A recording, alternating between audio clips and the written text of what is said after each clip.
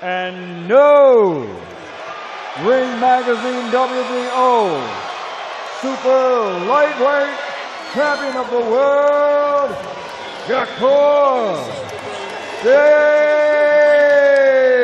Stevenson. Make sure y'all stay on point with the Puncher's Point.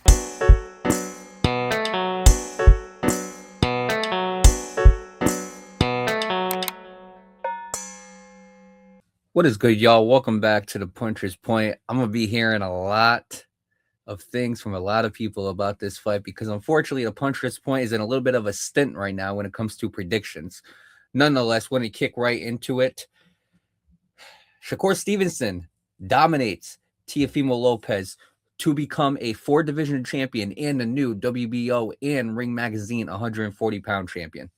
Now, first of all, I mean, we got to give a big round of applause to Shakur Stevenson. Shakur Stevenson went in there and he handled business. Now, if y'all watched the prediction episode, I had Teofimo Lopez winning by a very close decision. I didn't think Shakur was going to be able to win 9 rounds out of 12. Now, if you guys ask me what I had as the scorecard, I had it a little bit closer to what a lot of people thought.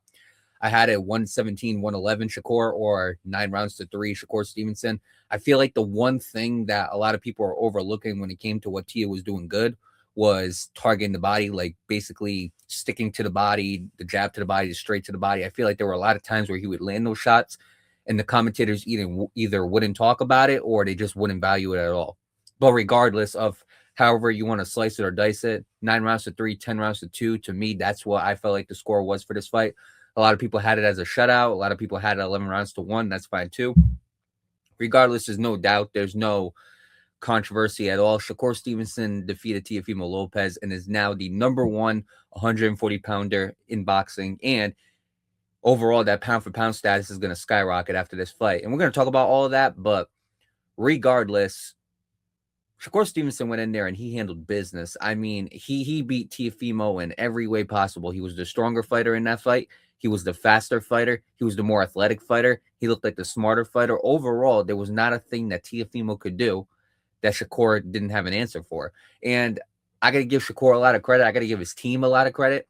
But overall, just the people he had around him, people like Terrence Crawford, Clarissa Shields, Andre Ward, Floyd Mayweather, he had a lot of legends backing him up in this fight. So Shakur Stevenson went in there and he handled business and he did what everybody wanted him to do. He went in there and he defeated not just any fighter, not just a world champion fighter.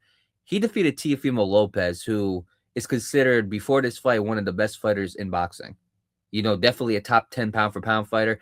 He defeated that guy. And I feel like the hype, you know, all the fights for Shakur Stevenson, all his success is just going to skyrocket from here. He finally has that big fight under his belt. And from there, he can move on and continue building his legacy.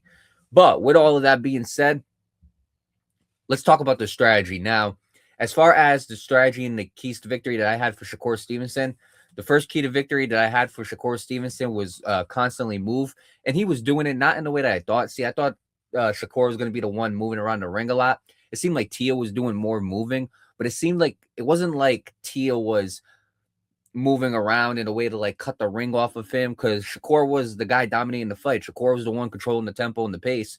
But Shakur did a very good job of not necessarily moving, but staying still when he needed to and moving around when he needed to as well. He did a very good job of getting out of range to where Teofimo Lopez couldn't land any counters or to where Teofimo Lopez couldn't land any significant punches on him. So I will say, as far as moving, he didn't move in the way I thought he was going to move, but regardless, he did a pretty good job with movement. The other key to victory I had for Shakur Stevenson was lure him in with the counters, and he did that to perfection. I mean, it seemed like any single time Teofimo Lopez would try to come in with a body shot, he would just get countered by Shakur Stevenson. And after the prediction episode, when I was making the reel, I saw a clip, and it was Shakur Stevenson knocking a guy down. I can't remember who the guy was. I know he was wearing green trunks. But what I noticed was that guy, he would lean in very similar to how Teofimo Lopez would lean in. And as I was looking at the clip, I would look at it, and it reminded me a lot of when Teofimo Lopez would lean in on Sandor Martin. When Sandor Martin knocked down Teofimo Lopez, it was relatively the same exact lean in. And I said to myself, I said, that might be something that Teofimo got to watch out for, because if he leans in too much, could be a problem. And the one weakness that I didn't express in the prediction episode that I wish I did was the fact that when Teofimo Lopez leans in, he's not looking up. His head is looking at the ground. And so there were a lot of times in this fight where Teofimo Lopez would lean in, his eyes weren't focused on Shakur, and Shakur would just counter him with mostly a left, sometimes a right, but majority of the time he would counter him with that left. But overall, Shakur Stevenson did a great job of luring him in with counters. And then the last key to victory was finding success with the right hand, which he did absolutely beautifully. If you look at Teofimo's left eye, it was cut. And a lot of that has to do with the right hand landing. A lot of that has to do with the hooks that Shakur Stevenson was throwing, with the jab, with the straight. Even though he used the left a lot more, what I liked about him using the right hand was he used it when he needed to. He didn't overuse it. He didn't overthrow it. And you could tell the right hand was doing some damage because you can look at Teofimo's left eye, and his left eye was cut pretty bad. So I got to give Shakur Stevenson a lot of credit. I mean, he went in there and he handled business against Teofimo Lopez, and he did what he had to do to win this fight. And he did it dominantly as well. So shout out to Shakur Stevenson. Now, as far as Teofimo Lopez, the keys to victory I had for him was disguise your punches. And I feel like he tried to do that, but he didn't have a lot of success with it. I feel like there was a lot of twitching from Teofimo Lopez, a lot of second guessing. And I feel like that went into the way of him disguising his punches and pulling the trigger. When the clinch exchanges, he did not do that. I mean, it seemed like whenever they would go into a clinch, Shakur Stevenson had the best of those clinches. And not only that, but Shakur Stevenson would attack his body. He would attack him in the head. It seemed like Teofimo did no work in the clinch. And that was something that I needed to see from Teofimo Lopez, was work inside the clinch. Because I thought that there was going to be a lot of clinching. And there was a decent amount, but it wasn't anything too crazy to where I can complain about. But whenever they would get into a clinch, it seemed like Shakur Stevenson would overpower him, or Shakur Stevenson would land some shots in the clinch, and it didn't seem like Teofimo Lopez was doing much work in those clinch exchanges. And then last but not least, use feints and level changes. Again, something he was trying to do, but he didn't do a good job with. And it seemed like he was really focusing on attacking the body, which I thought if he had success in one area, it was targeting the body. I feel like he definitely had moments where he would tee off on Shakur's body. It wasn't anything crazy. It wasn't anything that was going to hurt Shakur. But regardless, I feel like Teo did a really good job of jabbing to that body. He did a very good job of throwing straights to the body. He did a very good job of coming to the inside and landing on the body. The problem was he wouldn't follow up with anything. He would just attack the body and slip out. And I'm looking and I'm like, look, the judge is not respecting the body work that you're giving. You're going to have to follow it up with something. And it seemed like whenever Shakur Stevenson would land to the body, it was just more impactful.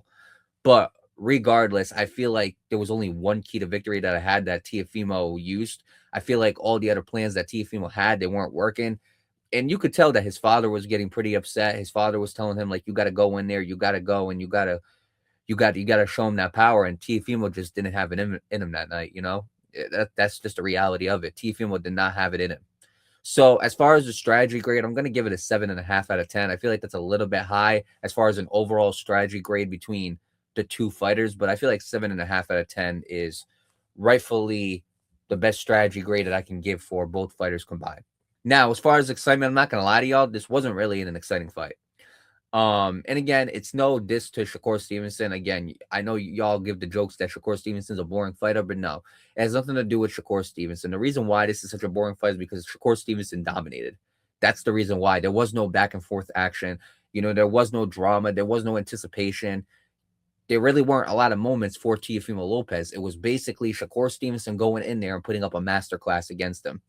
And that's why I feel like it wasn't an exciting fight. It wasn't, and again, Shakur Stevenson did what he had to do. I give him all the credit in the world. The reason why this wasn't an exciting fight is because Teofimo didn't do what he had to do.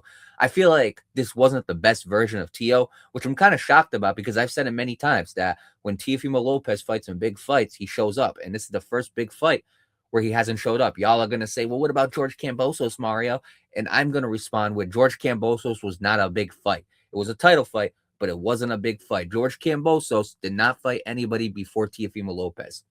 So this is one out of 4 big fights that Teofimo Lopez had. The big fights that I count are him and Comey, him and Loma, him and Taylor, and obviously him and Shakur. And this is the first big fight that I don't think Teofimo Lopez showed up for.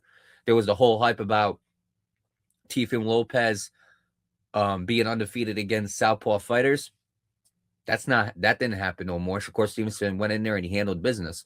So regardless, I feel like this wasn't an exciting fight because Teofimo didn't really engage the way he was supposed to. He didn't come in as the Teofimo that I expected. And who knows, if he came in as his sharpest self, maybe he gets the win, maybe not. Shakur Stevenson looked like he could handle Teofimo regardless, but you just never know. But regardless of that, Shakur Stevenson went in there and he handled business. He absolutely dominated him. And when one guy is just dominating the entire fight, it tends to be a boring fight. So I got to give it a 6.5 out of 10 as far as excitement. So now stakes. What were the stakes on the line? Well, I'm going to give the stakes a 9 out of 10. And the reason why is because you got the Ring Magazine belt, which is given to the number one fighter in every division. You got the WBO championship on the line. This is the first big fight of 2026. And it's a legacy fight for Shakur Stevenson, so it means that for him as far as stakes. What was on the line for Teofimo Lopez, in my opinion, it adds another champion to his record, which is big. But this affected Shakur's legacy more than Teofimo's because we've seen Teofimo in those big fights against guys like Loma and Taylor. But this affects Shakur's legacy a lot more. So the stakes, I give it a 9 out of 10 because on Shakur's side, it's everything. On Teo's side, it's another champion on your record. It's your claim to rising in the pound-for-pound rankings, but it mostly affects Shakur than it does Teofimo. It's not one of those fights where it's whoever wins this fight, their career is going to change forever. They're going to be put on a Hall of Fame status. I mean, both of these guys are going to be future Hall of Famers. Y'all can talk about Teo all you like. You can talk about all the cringy things he does and all the cringy things he says. And same thing about Shakur Stevenson. Y'all can talk about how he's Twitter sin. You could talk about how he makes you guys fall asleep, how he's pillow fisted. You can talk about all these things, but the one thing that you guys cannot deny is when it's all said and done and these two retire, they're both going to be in the Hall of Fame. Simple as that. So in my opinion, I got to give it a 9 out of 10. I feel like the stakes were high. They weren't the highest that they could have been, but they were pretty close. And I got to give it a 9 out of 10 as far as what was on the line for this fight. And then last but not least, impact. What do I give the impact? Well, the impact, I got to give it a 10 out of 10. Now, I know y'all going to say, well, why didn't you give the stakes a 10 out of 10? Because the stakes is what's on the line. The impact is what you gain. So if Teofimo Lopez won this fight, I don't think the impact's as high. But because Shakur won this fight, now you're looking at a 4-division world champion. You're looking at the new number one fighter in the 140-pound division. He's still undefeated. His pound-for-pound ranking climbs. This is now the guy to fight within 135 and 140 pounds. And we've been waiting for that guy because obviously it used to be Tank Davis. Tank Davis used to be the money draw. Now he's no longer that. Shakur getting this win and having the backing that he has on him, now he's going to be getting those fights. Now he's going to be getting those fights with guys like Devin Haney, possibly, guys like Rolly. He just called out Conor Ben, Ryan Garcia. All of these fights can come into fruition. All of these fights can come into place. I feel like the impact that Shakur gets on this fight is going to be huge. There's not going to be too many people trashing Shakur Stevenson after this fight because he took every excuse that everybody has had and he threw it out the window. We said that he was pillow-fisted. He was a stronger fighter against Teofimo Lopez. We said that this guy is a boring fighter. Even though this was not the most exciting fight, he showed that he can dominate and he can push the pressure and he can push the action. We've said that all this guy is talk. And he went in there and he fought the best 140-pounder. He went up in a division to fight this guy. So a lot of these things that we were talking about, especially some of the doubts that I had, I'm not going to say I'm perfect and I predicted this from the get-go. I ain't that type of guy. I'll admit when I'm wrong, and I will say I was dead wrong about this fight. But he proved a lot of people wrong. The doubt that everybody had, he proved them wrong. And you got to give Shakur Stevenson a lot of credit. Shakur Stevenson is, like I said it, and I did not hesitate. This is the one thing I will say.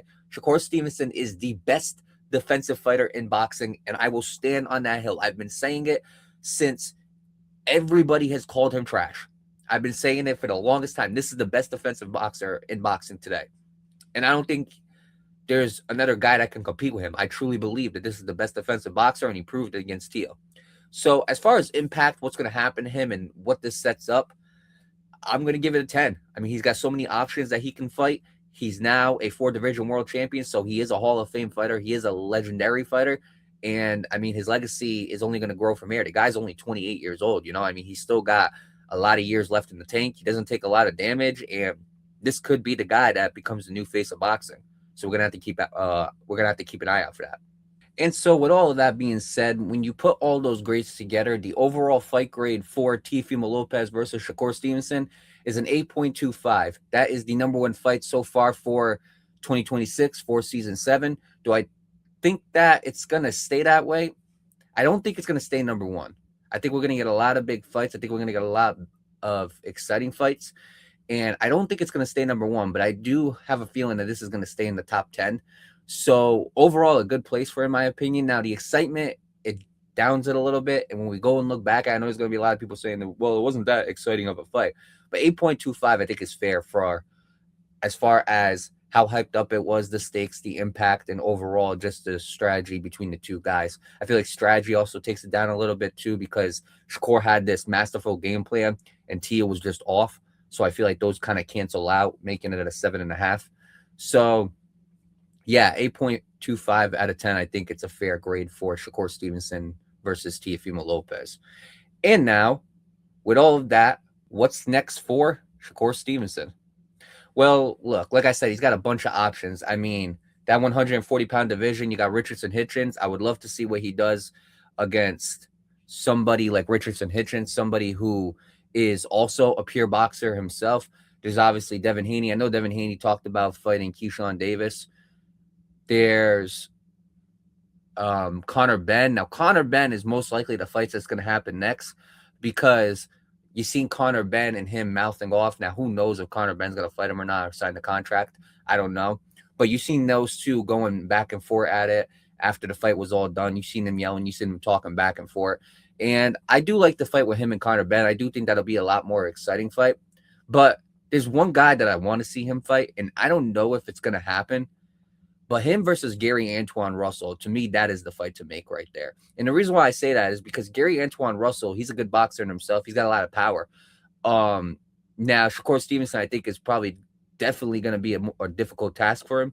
But regardless, nonetheless, Gary Antoine Russell, he's got that Williams Zepeda aggression, and he's got a good boxing form as well. He's got good boxing skills too. So it's going to be very interesting to see how Shakur Stevenson would do against somebody like a Gary Antoine Russell. That's the fight that I would like to see the most, but most likely they could make him versus Conor Benn. The problem is I could definitely see the weight being a problem. I could definitely see Conor Benn telling him to go to 147 and Shakur not going to 147. I do like Shakur at 140. I think this is the best he's looked in a long time as far as overall power and speed. I think this is the best that he's looked. So I would like to see him stay at 140 pounds. And he said it. He said, look, if I can't make any big fights at 140 pounds, I'm going back down to 135. And if that's the case, then 135, you got guys like Raymond Murtala. I mentioned in the Murtala versus Andy Cruz post-fight episode that him versus Shakur would be a decent fight. So if he goes down to 135, him versus Murtala would be a decent fight. But overall, I do like Shakur at 140. I hope that they can make the big fights for him at 140 pounds. Again, Eddie Hearn, he's got Richardson Hitchens at 140 pounds, so I would like to see that fight being made. And I'm hoping that we get to see those fights. You know, I'm hoping that we get to see him go against some of the best at 140-pound division. Maybe he goes and he fights Ryan Garcia, but Ryan Garcia moved up to 147 as well. So I feel like after the Barrios fight, I feel like he's going to stay there. Same thing with Devin Haney. I don't think Devin Haney is going to go back to 140. I think Devin Haney is going to make a permanent stay at 147. Rolly, same thing. I think Rolly's going to stay at 147. So there's not really too many options at 140 pounds. But if there are any, I would say him versus Gary Antoine Russell is the number one fight that I would like to see, followed by Richardson Hitchens. But who knows what's going to happen with him? Who knows who he's going to fight? But overall, his legacy only goes up from here. You know, I mean, there's only so many more that you could beat. You know what I'm saying? Like, there's only so many fighters that had the legacy of Teofimo Lopez that you can go into the ring with, you know? So I'm hoping that he gets those legacy fights. I'm hoping that he builds onto the legacy that he already has. And I'm hoping that by the time it's all said and done, we can refer to Shakur Stevenson as one of the best fighters to ever step into a ring. But that's going to be a long time from now. We're going to see what happens. We're going to see who he fights. And I can't wait to see what's in store for the future of Shakur Stevenson. But regardless of all of that, I will admit that I was wrong. I already gotten people texting me being like, so you said this was a 50-50 fight. How'd that work out? Look, y'all can rub it in all you like. I'm going to admit I'm wrong. I know I'm wrong, and you know what? There's nothing I can do about that. It is what it is. So regardless, shout out to Shakur Stevenson on becoming a 4 division champion, becoming the new Ring Magazine and WBO 140-pound champion. And with all of that being said, it's time for us to log off. Again, make sure y'all continue to tune into the Puncher's Point. I know I've been in a little slump with these predictions, but we're going to pick it back up. We're going to get back on track. We're going to get back on fire. I'm going to make sure that I give you guys the best advice I possibly can. Make sure y'all continue to subscribe to the podcast platforms and the YouTube channel. Make sure y'all follow all of the social media platforms. And last but not least, make sure y'all continue to stay on point with the Puncher's Point.